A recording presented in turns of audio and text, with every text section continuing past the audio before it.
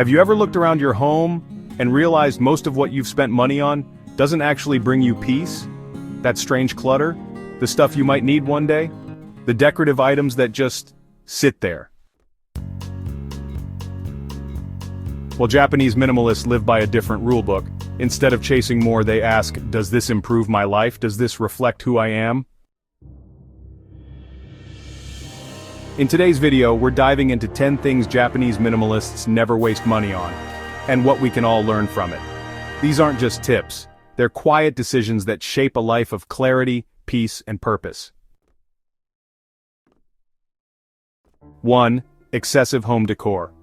Walk into a traditional Japanese home and you might notice something missing: cluttered shelves, overflowing cabinets, bold color schemes. That's not an accident. Japanese minimalists tend to avoid spending money on excessive home decor, especially trends that fade. Instead, they invest in simplicity: one perfectly placed bonsai, a single ceramic vase, a clean white wall with space to breathe. It's not about emptiness, it's about intention. Ask yourself, do I really need another decorative pillow, or am I trying to fill a silence I haven't sat with yet? You've probably heard of the capsule wardrobe. It's quite popular now in the West, but it's long been rooted in Japanese culture. Japanese minimalists never waste money chasing the latest clothing trends or stocking up on piles of fast fashion. They invest in fewer, higher quality pieces that last, often neutral tones, natural fabrics, and timeless cuts. You might see one person wear the same beige jacket for years, and somehow, it still feels fresh. Ever bought a kitchen gadget that only does one thing, like a pineapple corer or a banana slicer? Japanese minimalists call these unitaskers, and they avoid them religiously. Why buy 10 gadgets when a sharp knife and wooden spoon will do? They don't waste money on novelty items that add clutter and offer little utility. Instead, they ask, does this item serve multiple purposes? Can it simplify rather than complicate my space? It's not just about the money, it's about avoiding mental overwhelm. This one stings. We've all done it. We realize we have too much clutter, so instead of decluttering, we go buy more storage bins. Japanese minimalists take a different approach. They don't spend money on organizing junk, they get rid of the junk. If something doesn't serve a real function or bring joy, it's released. There's even a saying: tidying is not organizing, tidying is choosing. And the money saved from not buying boxes, baskets, or plastic drawers, it adds up quickly. So let's talk about trendy wellness products for a second: matcha collagen shots, Bluetooth face rollers, and even apps that charge $19.99 a month just to help you breathe. Modern wellness can honestly become an expensive identity. But in Japan, wellness often looks a lot quieter, like a simple morning walk or maybe a bowl of miso soup with seaweed. Japanese minimalists, well, they avoid wasting money on trendy wellness gadgets or gimmicks. Instead, they turn to simplicity: warm baths with hinoki wood, sitting in silence, or just drinking tea with presence. Health is treated as a rhythm, not a shopping list. Next up, overpriced gifts and wrapping. Gift giving in Japan is actually a refined art. But here's what might surprise you. The wrapping is often humble, and the gift is usually something small, like handmade pickles or a seasonal snack. Japanese minimalists don't waste money on expensive gifts or ornate packaging.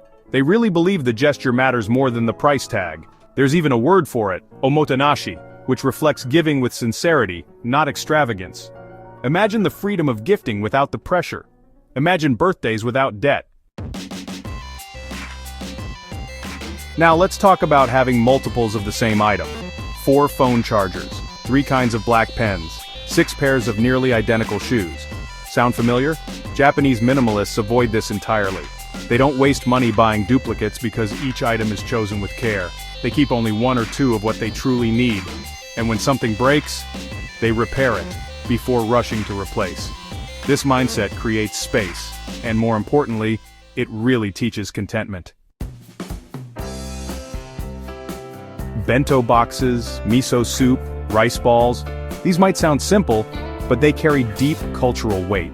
You see, Japanese minimalists rarely waste money on overpriced takeout or ready-made convenience meals. It's not because they don't enjoy eating out, but really because cooking is part of the ritual. Preparing food is seen as an extension of mindfulness, Ingredients are respected and leftovers are honored. There's beauty in the ordinary when you slow down. And hey, your wallet thanks you for it. Oversized couches, huge coffee tables, armchairs nobody sits in. These are rare in minimalist Japanese homes. Instead, space is left open. Tatami mats replace bulky carpets. Floor cushions invite grounded sitting. Furniture serves function and harmony, not excess. That means no impulse buys just because, the space looked empty. The space is allowed to be empty. And that restraint, it creates calm. Netflix, Spotify, a meditation app, 3 newsletters you never read, it adds up. Japanese minimalists are very selective about recurring costs. They don't waste money on auto-renewing subscriptions that no longer add value. Instead, they revisit their budget regularly, asking, does this still align with my values, or has it become digital clutter? Minimalism isn't just physical, it's financial, it's digital, it's mental. Now maybe you're thinking, I could never live with so little. But Japanese minimalism isn't about living with 100 items, or owning only beige things. It's about living with clarity, choosing slowly, spending with intention. Every yen, every dollar, becomes a reflection of who you are, not what's being marketed to you. And the result, less stress, more space, a quieter mind. So the next time you go to click buy now, pause. Ask, will this help me live better, or just busier? Because sometimes the smartest purchase is the one you don't make. If this video sparked something in you, give it a like, and share it with someone who might be overwhelmed by too much. And tell me in the comments, which one of these surprised you the most? Or what's one thing you stopped spending money on that changed your life? Thanks for watching. I'll see you in the next one. And until then, stay grounded, stay intentional, stay light.